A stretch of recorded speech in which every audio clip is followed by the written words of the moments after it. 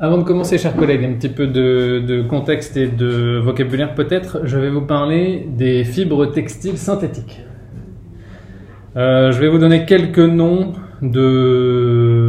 d'entreprises notamment qui vont revenir. J'ai essayé d'en enlever un maximum, mais bon, quand même.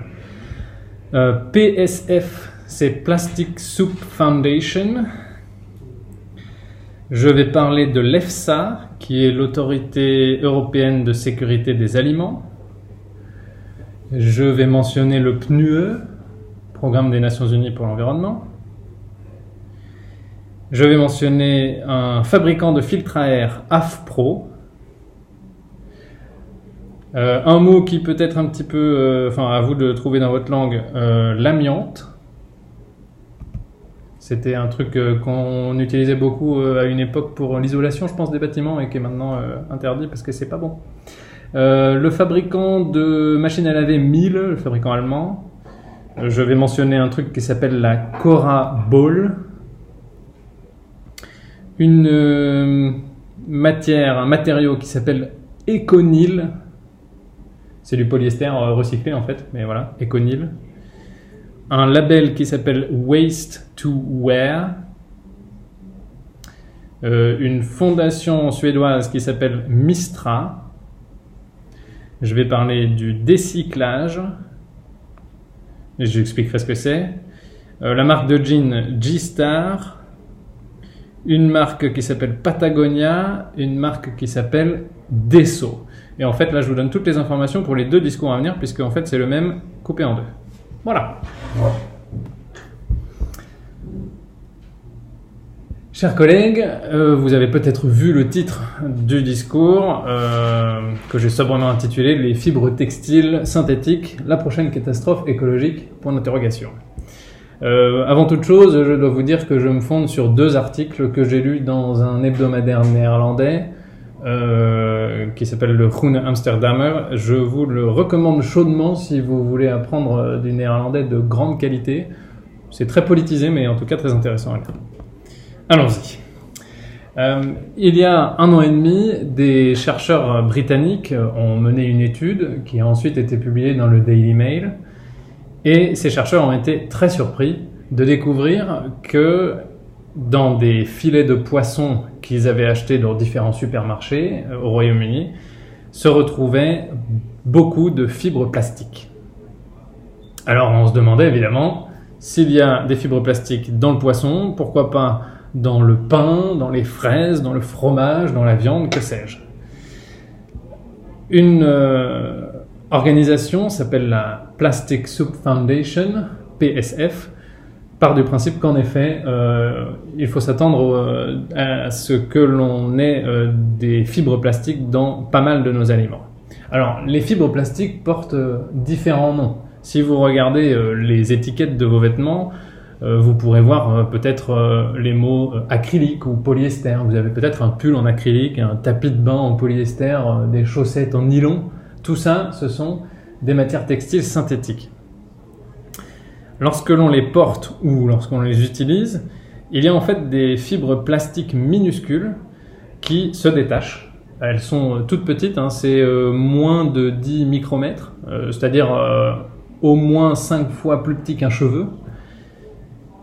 Et donc ces fibres s'en détachent et elles sont si légères qu'elles peuvent parcourir des centaines de kilomètres portées par le vent simplement dans l'air.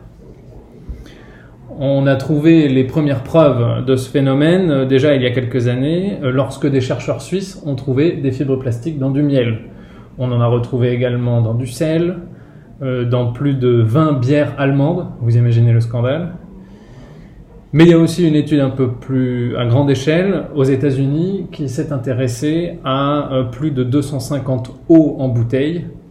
Même verdict, il y avait du polyester et du nylon dans ces bouteilles d'eau. À l'époque, justement, les chercheurs pensaient que ces fibres plastiques venaient en fait des vêtements des ouvriers qui travaillaient dans les usines d'embouteillage.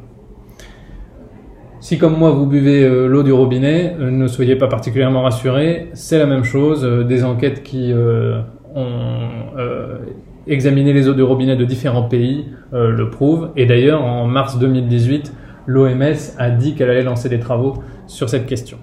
Alors bon, il existe des fibres dans l'environnement, dans l'eau et dans l'air. La question évidemment c'est est-ce que cette présence est dangereuse pour l'environnement et puis pour la santé humaine bien sûr. En 2011, des chercheurs britanniques ont découvert sur différentes régions côtières du monde des microfibres de nylon et de polyester, donc dans l'eau, sur les côtes. Et ils ont découvert en fait que ces microfibres venaient des eaux usées qui étaient rejetées par nos machines à laver. D'après leurs estimations à l'époque, un vêtement lavé en machine pouvait rejeter plus de 900 fibres par lessive. En fait, il s'avère plus tard qu'ils ont fortement sous-estimé ces chiffres, puisque d'autres chercheurs britanniques également ont estimé qu'une lessive de 6 kg de vêtements acryliques rejetait plus de 700 000 fibres. Il y a encore d'autres chiffres. En Californie, on a estimé qu'une veste polaire rejetait en moyenne 1,7 g de fibres. Et puis des chercheurs italiens vont encore plus loin en disant que par lessive, donc par machine à laver, ce serait pas moins de 7 millions de fibres en moyenne qui seraient rejetées. Bref, vous le voyez, depuis 2011, quels que soient les chiffres, on sait qu'il y a des fibres de textiles synthétiques qui se détachent lorsque l'on lave les vêtements.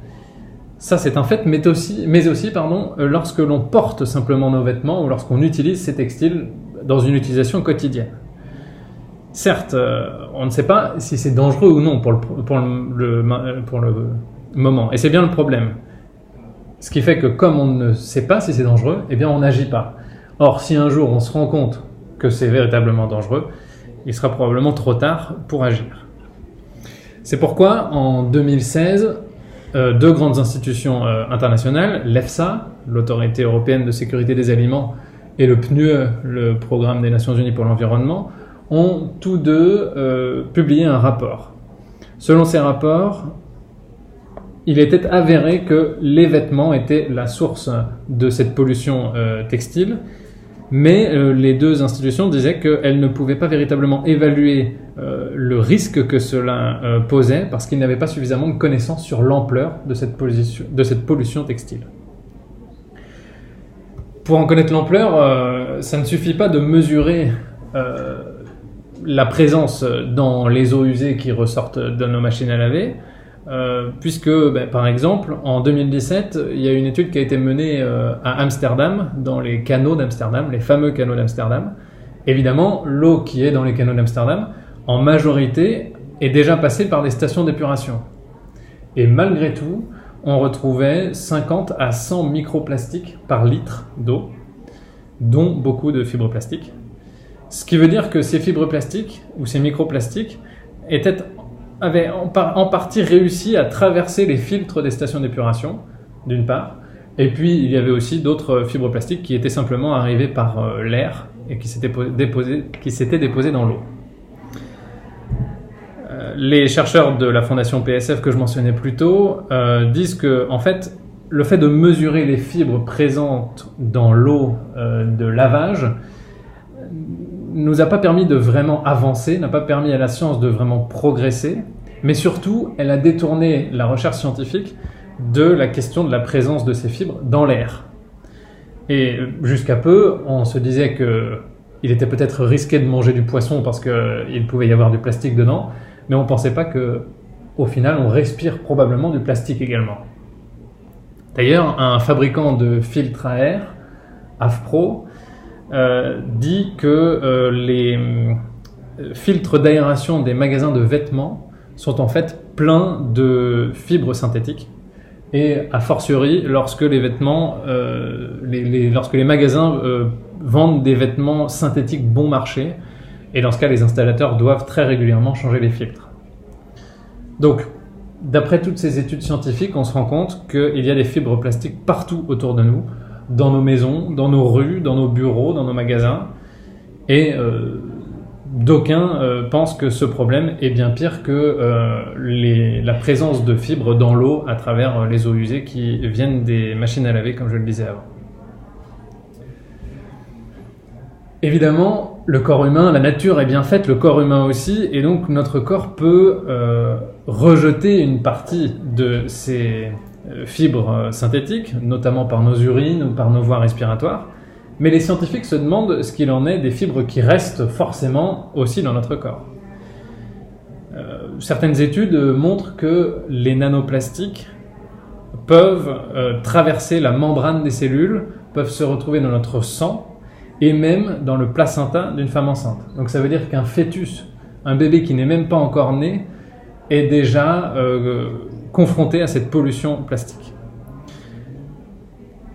Le problème, c'est que personne ne sait quelle quantité de fibres plastiques est dangereuse pour la santé humaine.